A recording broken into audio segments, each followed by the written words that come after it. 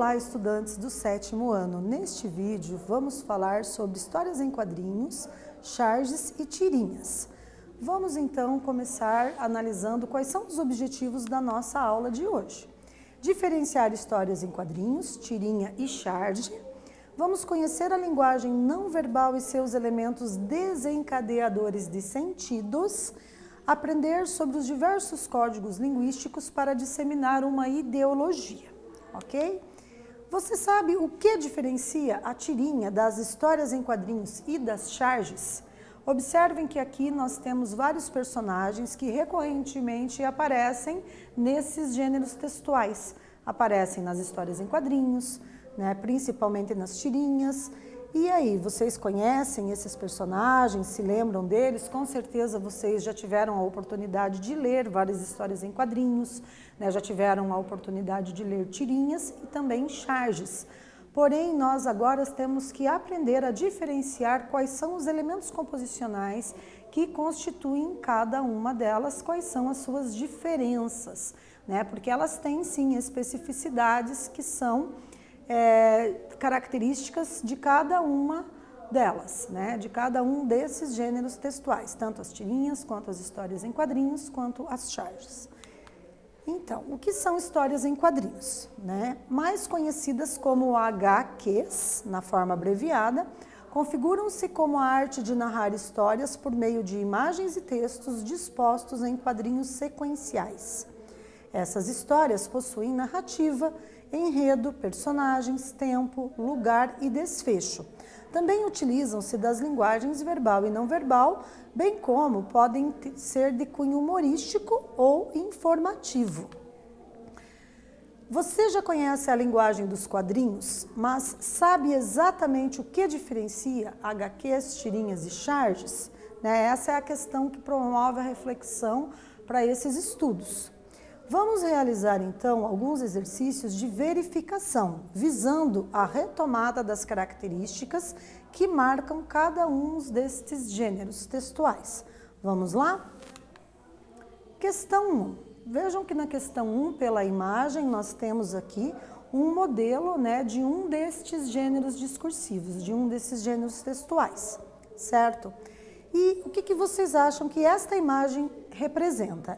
Ela apresenta um exemplo de alternativa A, seria uma HQ, uma história em quadrinhos, ou alternativa B, seria uma tirinha, ou C, uma charge. Um tempo para vocês assinalarem uma das alternativas.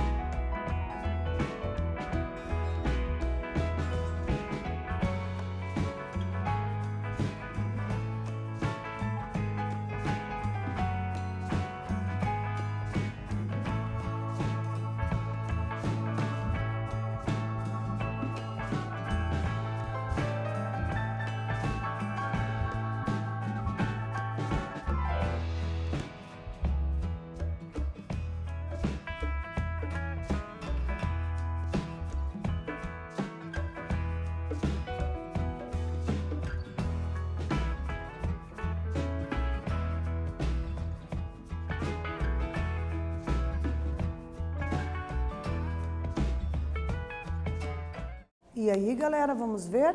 Então, acertou quem assinalou aí um X na alternativa da letra A. Né? Trata-se ali de uma história em quadrinhos, uma HQ, em estilo cartoon, desenhos com características exageradas. É uma narrativa sequencial que pode ser curta, de uma única página, ou longa, de várias páginas. Então, a título de curiosidade, o Gibi foi o título de uma revista em quadrinhos brasileira, cujo lançamento ocorreu em 1939. Graças a ela, no Brasil, o termo gibi tornou-se sinônimo de revista em quadrinhos. E quais são as finalidades das histórias em quadrinhos, das HQs? Geralmente, o objetivo maior é o entretenimento, como forma de divertir, causar o humor. Mas podem também ter cunho educativo, transmitindo uma informação à população, como é o caso das famosas campanhas comunitárias relacionadas a riscos de doenças, ao desperdício de água, aos problemas causados pelo trânsito, entre outros. Observem aqui agora, né, a gente tem mais uma ilustração, né, desenhos, imagens e alguns balões. E aí eu vou pedir para vocês agora identificarem a linguagem presente nessa tirinha. Que leitura você faria dessa tirinha? Né? Do que ela trata? Então, um tempo para vocês fazerem esse exercício.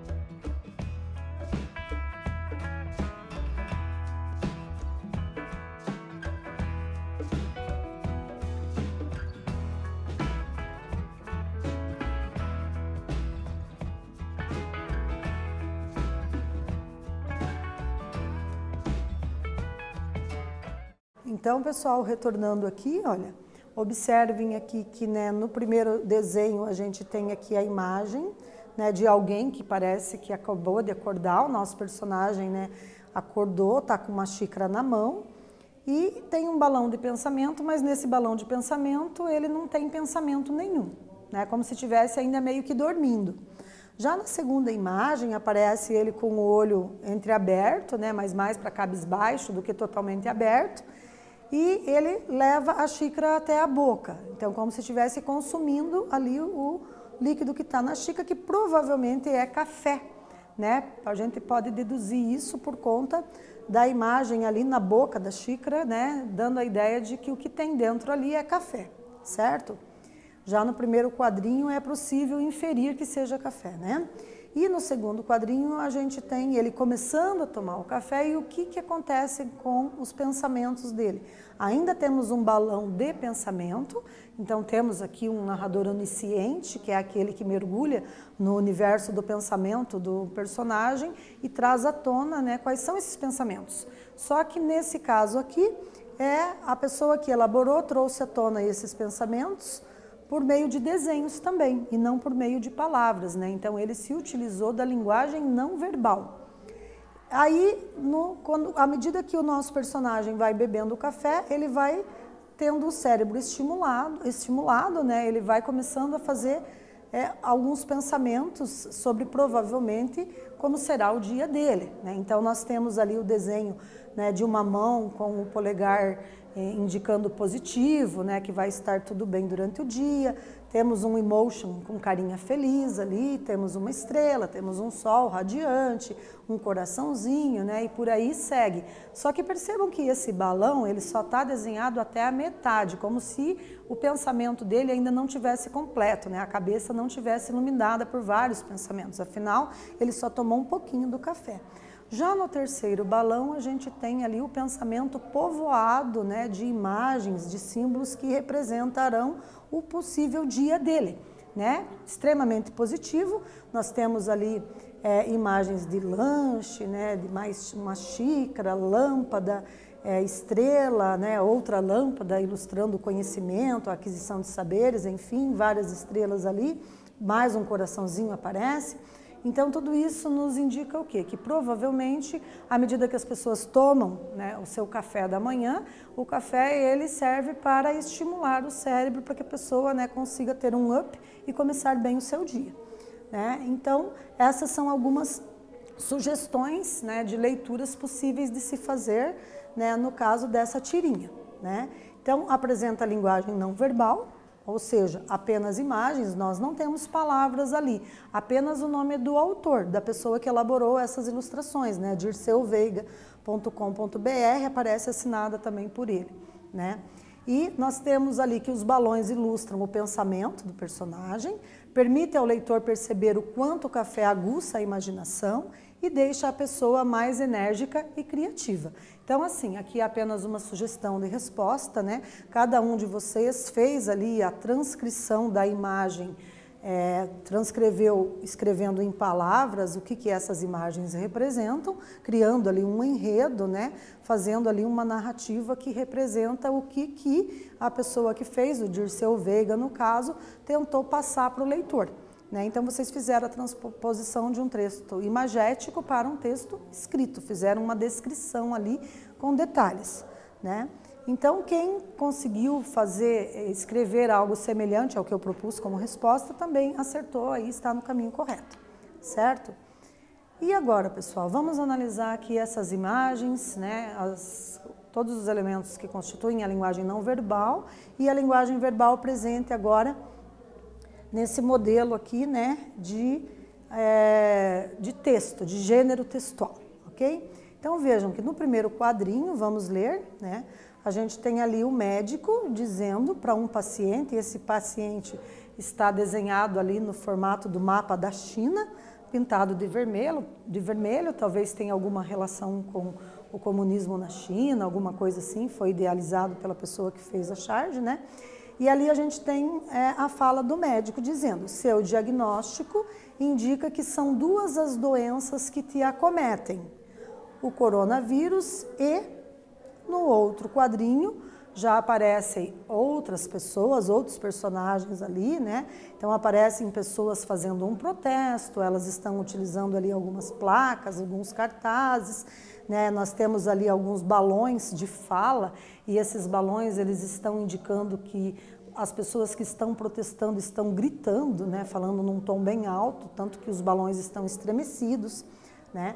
Então, antes que o médico termine de falar, de concluir o pensamento dele, iniciado no primeiro quadrinho, né, quando ele fala, são duas as doenças que te acometem, o coronavírus e a xenofobia. Mas aí o médico olha um tanto preocupado, né, para a porta e consegue visualizar ali esse protesto. E a gente tem que os cartazes presentes, né, nesse protesto, estão ali, a culpa é da China, a linguagem verbal dos personagens que aparecem ali no protesto, fora chineses, comedores de morcego, né? Então nós temos todo um contexto aqui que foi provavelmente extraído de uma situação do cotidiano, né? Talvez essa fala aqui retome, né, algumas falas recorrentes por aí, né, de acusarem o fato do coronavírus ter vindo ao Brasil e ter se espalhado pelo mundo e ser de origem da China, de origem chinesa, e existe aqui uma crítica subentendida aqui que o leitor precisa de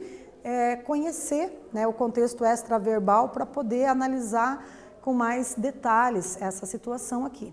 Né? Se o leitor não conhece, nunca ouviu falar de coronavírus, nunca ouviu falar da possibilidade disso ter alguma relação com morcego, né, com alguém na China ter comido morcego, se isso é fake news, se isso é real ou se não é real, se o leitor nem nunca parou para analisar isso, então fica difícil para ele fazer uma leitura mais atenta, né, desses desenhos, dessas imagens e dessas palavras que aparecem aqui. Então, exige sim um conhecimento extraverbal do cotidiano do leitor para que ele possa interpretar de forma mais adequada, né, e entender aí a intencionalidade de quem elaborou essas imagens e esse discurso, certo?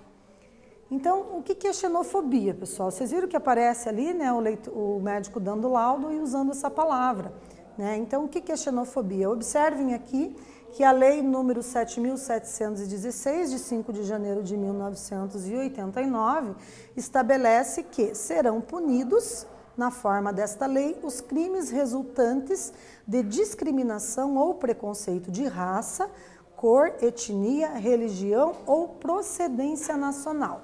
Né? Então, nós temos aqui um crime contra alguém que é procedente de uma outra região, né, de um outro país, né? Então, xenofobia é quando as pessoas têm aversão a estrangeiros, né, ou a algo da cultura que veio de fora. Então, temos que tomar cuidado com isso, que é considerado crime, certo? Então, vamos estudar as características das charges. Elas apresentam humor, muitas vezes de forma satírica, aborda situações do cotidiano envolvendo política, economia, cultura, requerem um conhecimento extraverbal sobre o tema tratado, conforme, né, já dissemos. Eu vou pedir para vocês agora assinalar a alternativa correta. Alternativa A, as tirinhas e as charges são gêneros textuais idênticos? B, as histórias em quadrinhos abordam sobre política e economia apenas? Ou C, as charges apresentam temas sobre política, economia e cultura? Qual dessas três frases vocês assinalam como sendo a correta? Um tempo para esse exercício.